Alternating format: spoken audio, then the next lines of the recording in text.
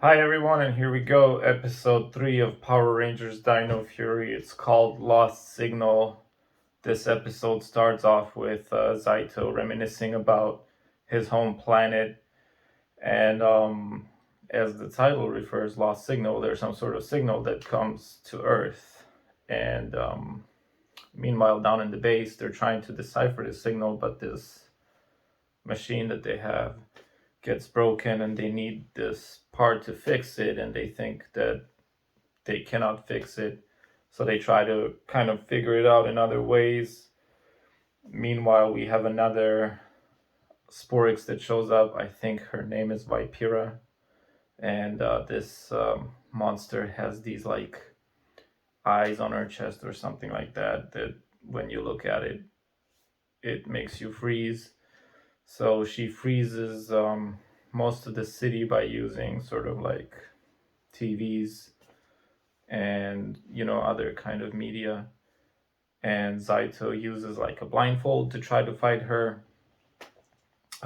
Later, when this machine sort of gets slashed, everybody else kind of like unfreezes. The other two Rangers show up and they're able to defeat her.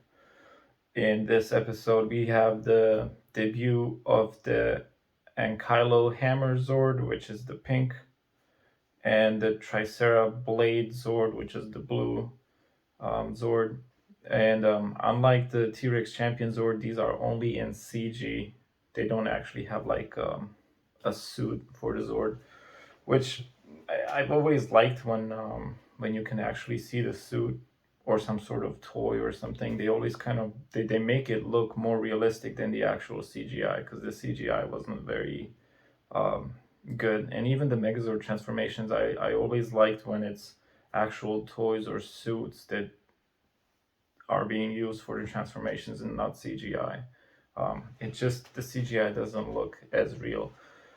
So I did not also particularly like the moves that these Zords have. I mean, I'm okay with them jumping and attacking the monster, but that part where like the Tricera Blade Zord would literally like cut up the street and then threw it at the monster and then made the street reassemble in front of her so that she couldn't use those eyes. Didn't really like that. But we also see the debut of the Dino Fury Megazord, which is those three Zords put together. So this is going to be the Megazord. It's not a 5 Zord combination, it's a 3 Zord combination again, like in Beast Morphers. And yeah, that's pretty much it. At the end of the episode, Zaito and Solon kind of realized that this little necklace that he had from his home planet could be used to fix the machine. They did fix the machine, but still couldn't decipher the message. But instead, he sent out the message to Ravcon to see if anybody was still out there. And another side note is that Void Knight shows up towards the end of the episode when the Sporix is defeated to collect the Sporix, but the Rangers get to it this time. So now they have one, Void Knight has one. And that's pretty much it for this episode.